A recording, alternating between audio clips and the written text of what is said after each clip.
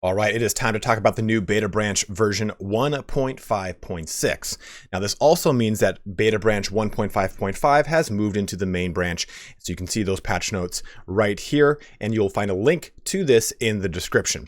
And in my typical fashion, we will be front loading the information to just quickly recap some of the big highlights of 1.5.6 before diving into all of the actual patch notes.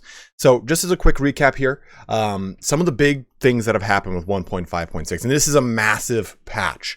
There is so much that's been added in. I'm going to go through this list that I'm looking to on the side here. We have new shoulder armor variety. Now, that's not a huge, crazy new set of shoulder armor. It's simply portions of shoulder armor that has been taken apart. So let's say there's a piece of shoulder armor that's got 3 parts to it, like a cape, a shoulder mantle, and like a little piece of armor. Well, now they've broken that into 3 separate shoulder armors, which is interesting, but it's there nonetheless. Tons of new villages. I think it's 14 new villages added to the game, which will be added retroactively. So if you have an existing save, this will work on it. Rebellions have been added to the game. Radial and bar order menus have been added as a toggleable, since a lot of people have said, hey, I don't like the radial order menu in the combat screen. You can now toggle between a radial or a bar like the standard edition. You now get tons of menu shortcuts when you're navigating around the loot menu, the recruit menu, or any menu in the game. There's settlement nameplates that have been added in, just like the mod. The weapon designs are able to be copied and pasted. So if you say you make a really cool sword and you want to share it on Reddit, you can copy the actual source code from it, much like you can with your characters or your banners that you've generated. There is now target locking. There's a new photo mode. There's shield blocking has been completely redone and refactored so that it is a lot better. And they did a couple more tweaks to balancing. And lastly, they did a huge overhaul to try and prevent snowballing and also make it so that anyone who has been snowballed has a chance to come back.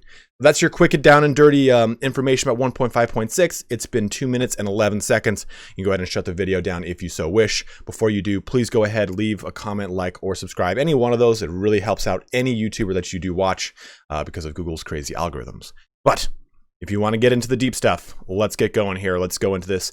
It is a dense patch, but it's actually not. It doesn't have a huge amount of patch notes, but we still have some fun stuff to cover here. So let's go through. I'll be showing you the patch notes, and then we will be jumping into the actual game to show off some of them. Like stuff like the rebellions, it's a little too wide sweeping for me to get information on quickly. I apologize. It took a long time to get this patch notes out with the holidays and everything. I kind of wanted to take a break, but let's get into these patch notes here. And it is worth noting that this will work 100% retroactively. There's nothing that was added that didn't jump into my brand new game and my existing save. So take that as you will. If you want to just boot up your existing save, it's good to go. But in my opinion, I think this is, if you haven't been back to the game in a long time, now is the best time to boot up a new save and just try all this stuff from scratch. It's beautiful. Starting off with some of the crashes though, we have a fixed rendering crash that occurred when you entered a hideout. I know some people were remarking that was a big crash they were experiencing. That has now been fixed. But if you have any other crashes that you're commonly encountering, please check this section. Link again in the description. Performance had of course been increased every time around, reduced spikes during tableau generation for the characters in UI, but did a refactor to make the item roster system faster and more stable. Should hopefully try to prevent some of the issues that we see when we're looking at the item roster, like images getting swapped around, names kind of getting jobbled up, it being a little choppy at times, or it taking a second or two to load in. So hopefully that has been fixed with this refactor. I'm not 100% positive though. Going into art, this is some of the newer stuff that's been added. 26 new battle terrains were added. So some people that were saying, hey, it's just the same battle maps over and over and over, that has been fixed for you. 14 new villages added onto the overworld, a new Stygian light armor, which I actually can't find. If you've been able to find this armor, please go ahead, leave a comment. Let me know the name of it because I cannot find it. But they added a new Highland scale over mail armor, which we will definitely show off. Added some variety to existing shoulder armor pieces like I talked about. Visual improvements for Britannia arena models, so they look a little bit sharper. And other stuff like Northern Light Harness skinning problems fixed. It was starting underneath the horse's skin, which is a terrible thing to say out loud. Moving though into the UI, we get some additional changes here. Settlement nameplate events. So now when you're marching around the map, you can see if there's a quest, if there's a tournament, and the quests will be colored of different colors depending if it's a main quest or not. And this is not vision across the entire map. It's just simply in the locations that you're looking. So if your character is only in a certain part of the map, let's just say the dead center of the empire, then you're only going to see those settlements around them. You can't see stuff in, say, Volondia. Some menu shortcuts were added. So for example, change tabs with Q and E, or left bumper, right bumper, and then take or dismiss all with Z and C, or left trigger, right trigger, or recruit all with Z, or left trigger. So if you're making your way through, say you just did a little combat and it's showing you, hey, here's all the prisoners, I can just press Z and recruit all of them. Or, hey, you know, I'm going to navigate my way through all of the loot I've taken, press Z and take it all, or C and dismiss it and just move on. Removed the need to be in the same party requirement for the other character developer.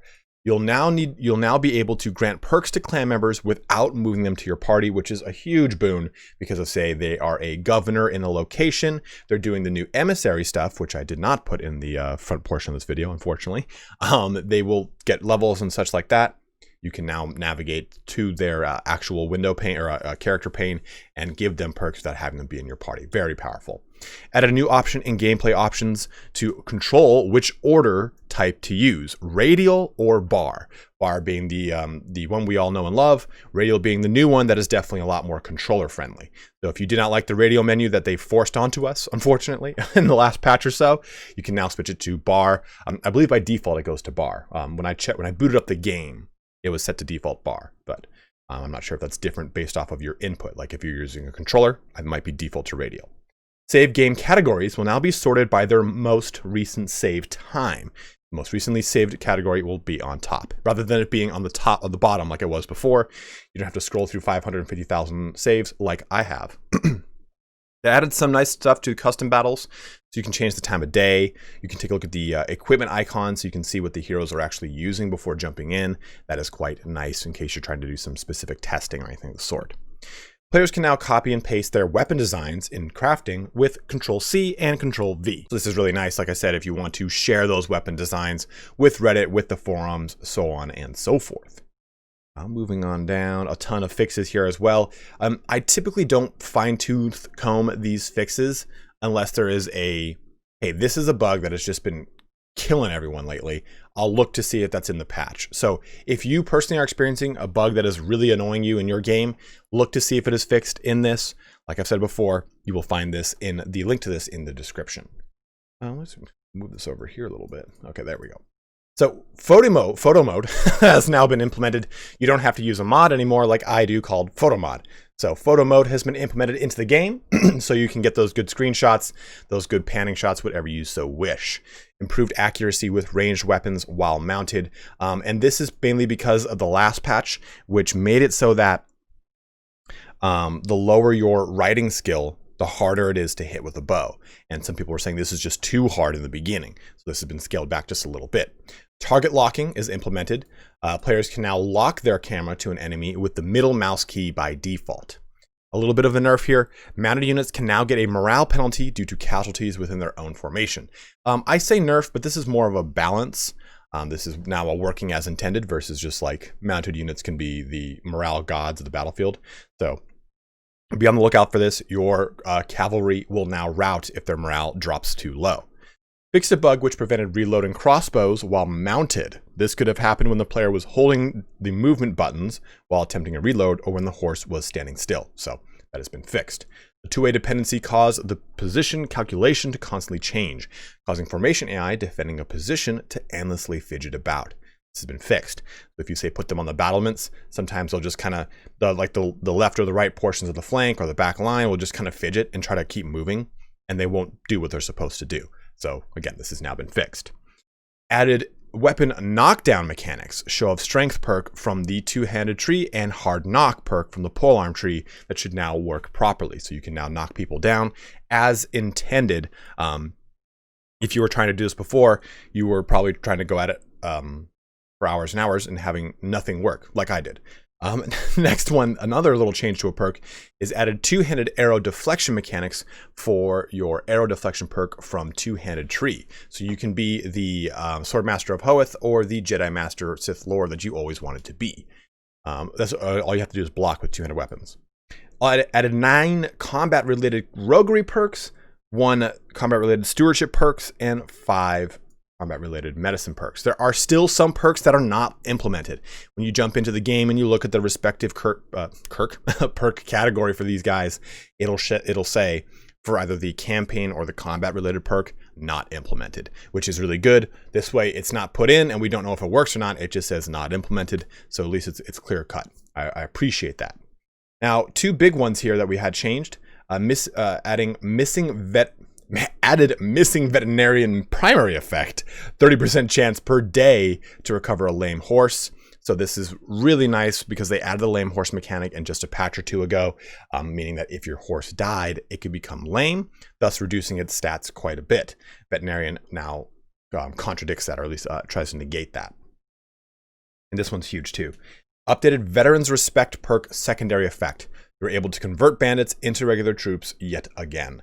Now, this was a bit of a contention that they had done with the, I believe it's leadership. They removed the ability to do this from the perk tree.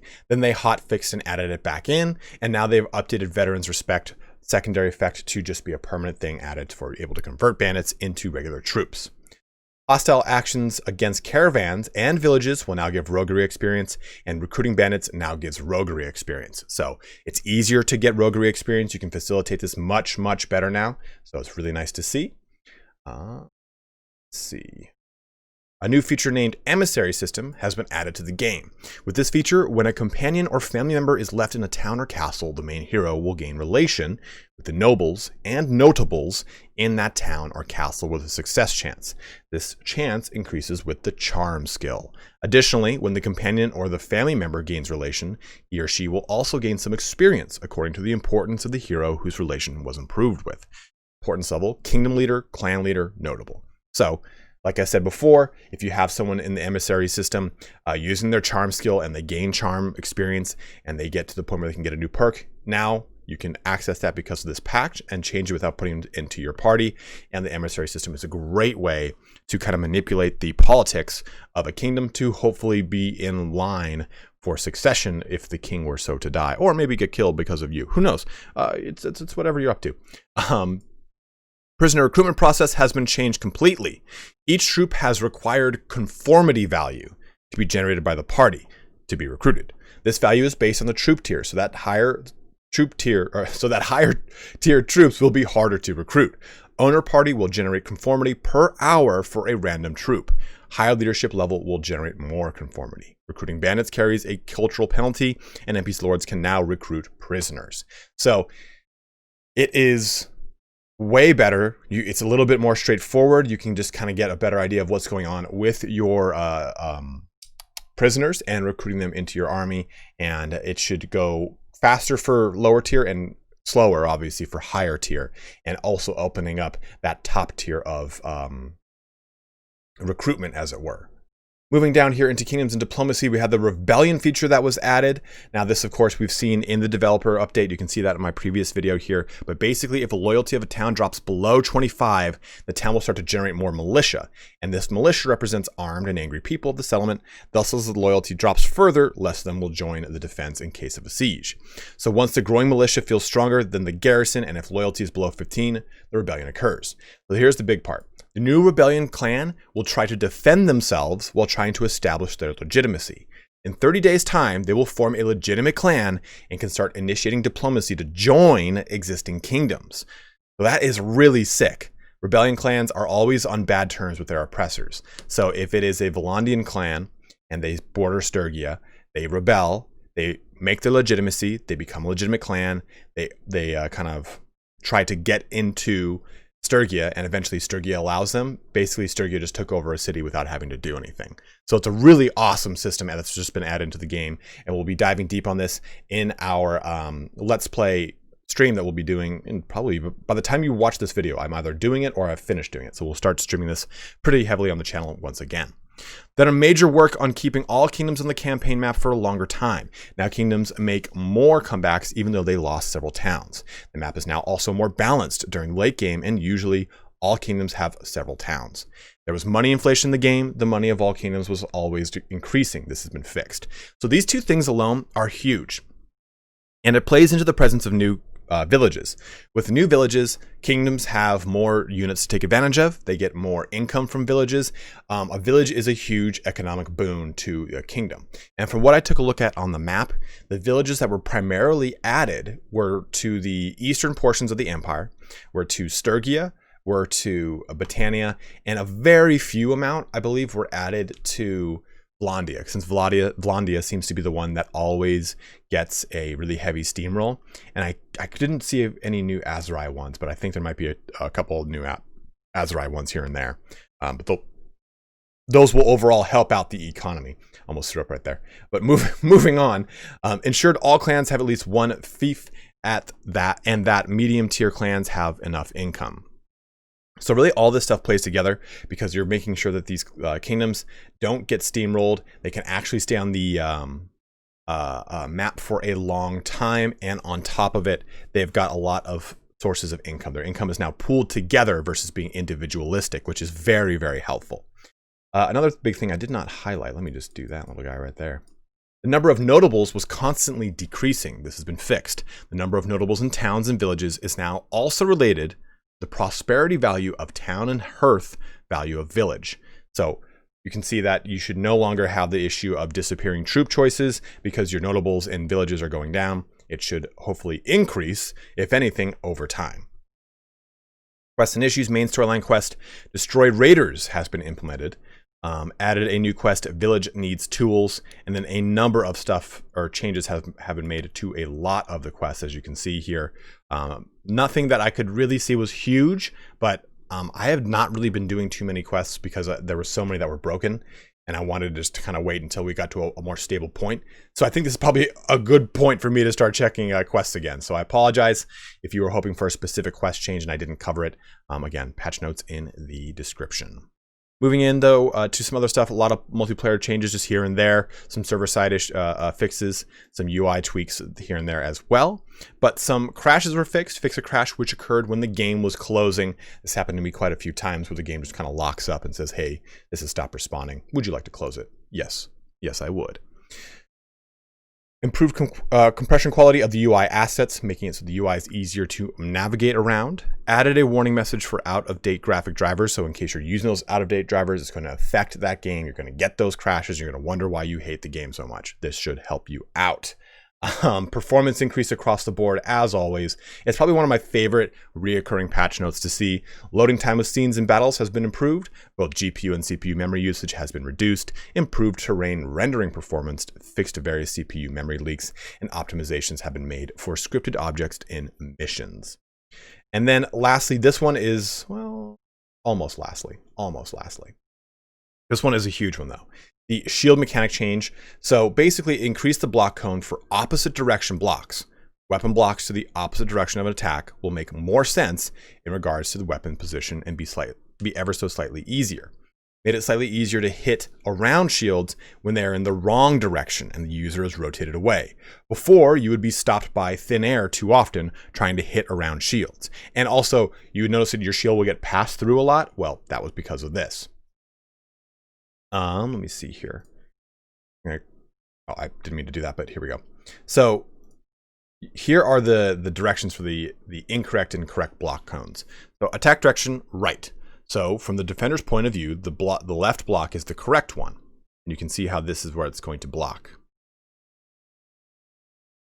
Here it goes as well. Notice how the sphere turns blue on the incorrect block, which means that it will hit the player. You can see that kind of difference right there. Now let's rotate the character. Notice how because the defender has rotated into the attack direction, the attack can be blocked even with an incorrect block, red sphere on the attacker.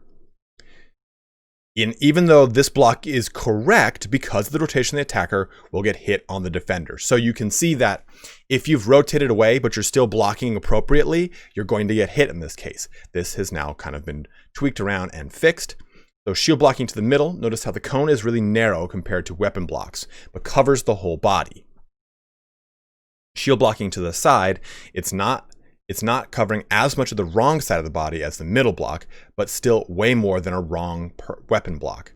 So it will be easier to hit around the wrong side, but a lot harder to hit around the correct side of the block. So They've made these tweaks here to make it so that shield and weapon blocking work a lot better and a lot easier. So hopefully we should see how that kind of plays out in the game. Agents with ranged weapons normally approach the enemy until they see them when they are given the charging order. When they weren't shooting due to a friend blocking their way, they didn't approach and stood in place despite being told to charge.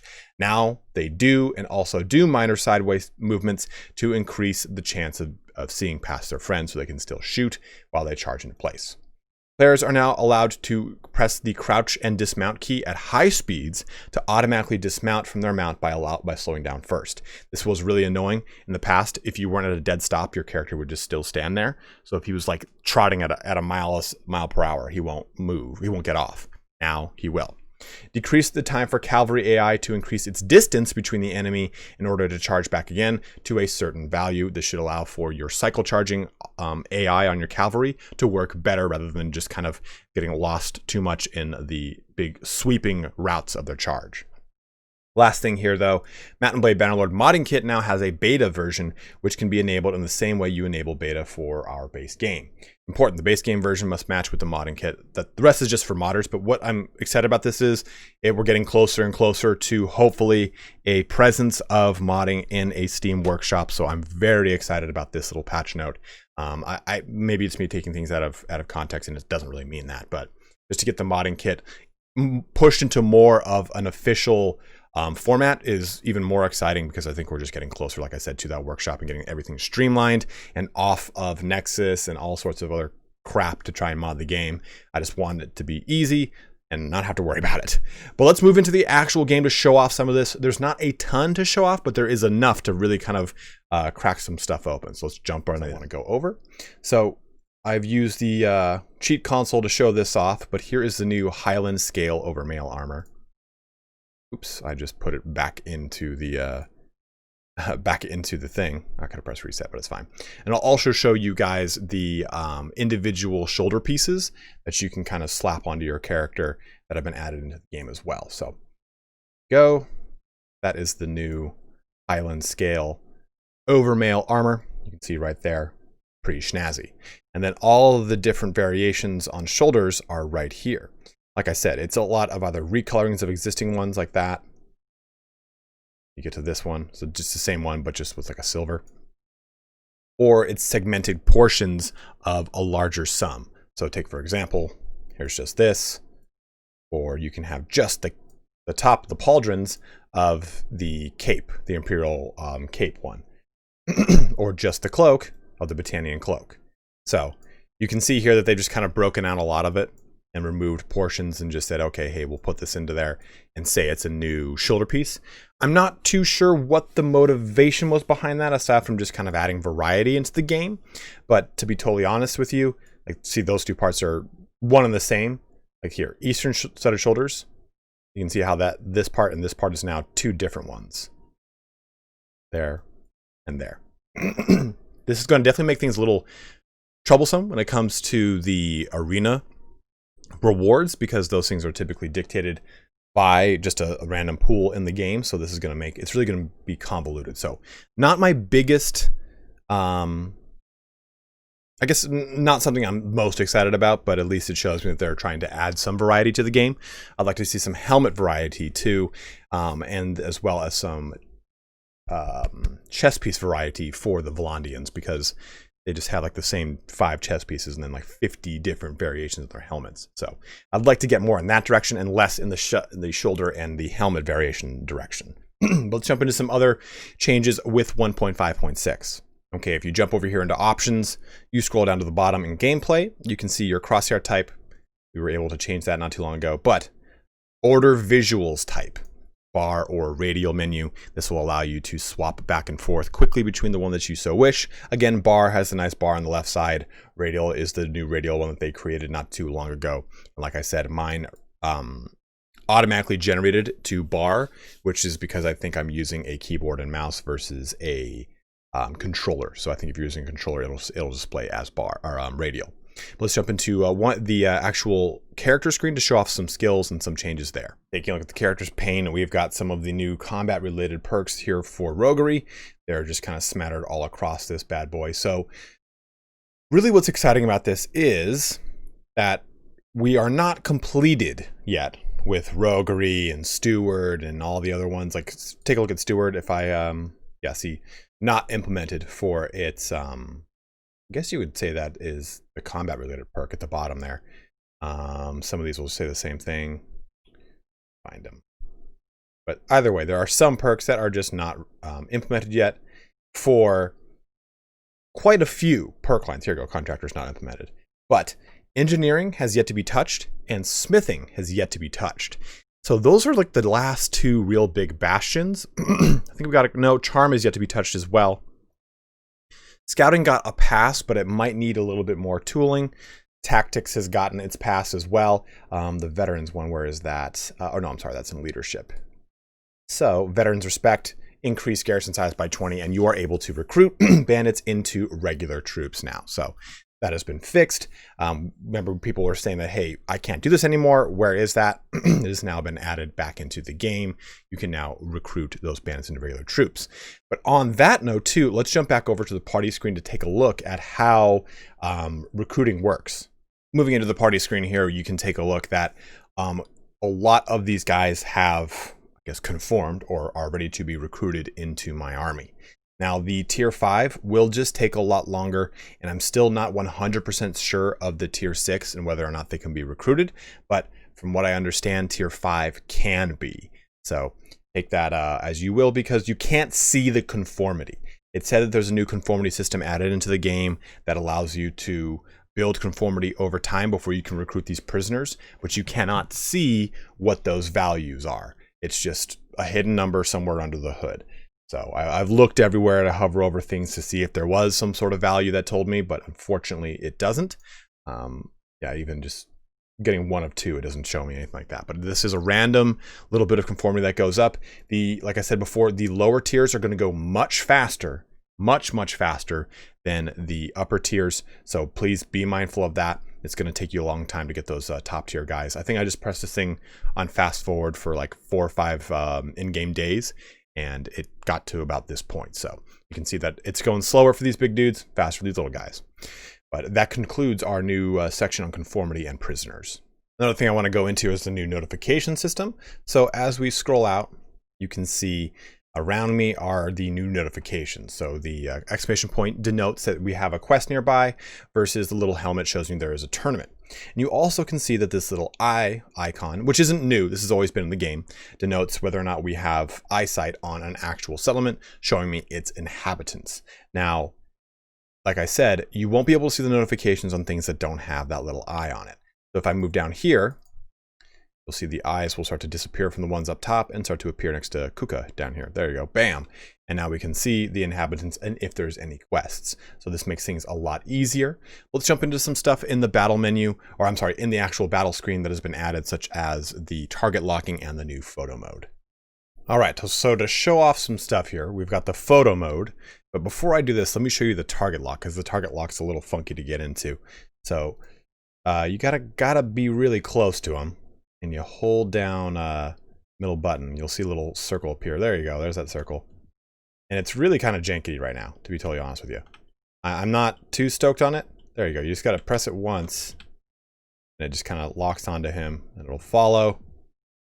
And I can just stab, as I see fit. But you have your other option here. Press escape, you press photo mode, and there you go, you're in the photo mode. You can press C to take a look at, to get your cursor back, and you can play around with some stuff. Got your focus ability, plenty of other things. You can also change the filter, like a nice little, look at this little frame. So you can do plenty of stuff here. You can also change the world map itself, give it a little filter from Instagram. But you've got your follow mode, or follow mode to get right onto your character. You can press vignette. You can roll the camera, just reset it all if you so wish. And you can also take a picture by pressing enter, and it'll hide it all. Oh, I'm sorry, enter, it'll hide it all. You do it. Or you can just press H and press F12 and just take a picture standard through Steam itself. But that, for the most part, covers a lot of the new changes that were added with 1.5.6. Hopefully this helps you guys out in deciding if you want to play 1.5.6. In my experience, it's a very stable launch, but take that please with a grain of salt, as almost every single launch for me has been very stable. I have had people that have said, hey, it just crashes for me nonstop. And I've had plenty of friends that say it's just not that good right now. I'll wait, I'll come back. Because even though I say the game is stable, I'm playing these for a handful of hours. As you plug in more, you might find out that the economy is a little warped or chipped up and it's just not working like you want it to. So please take what I'm saying with a relative grain of salt. I think it's fine, and it's probably the biggest patch we've had in quite a bit of time, so I'm very excited to jump into it. You can see it streamed live on the channel here as this video goes live, and as well as in the coming days and weeks. But as always, guys, thank you so much for watching here today. Don't forget to like, subscribe, comment below. Go ahead and let me know in the comment section what you are excited about with the future of Bannerlord or some of the big innovations here. And I do apologize about any mix-up with some things in the patch notes. I do get quite excited when I'm talking about these, so I sometimes get a little flumped up with some stuff. But as always, again, thank you so much for watching. Have a good one, and take care.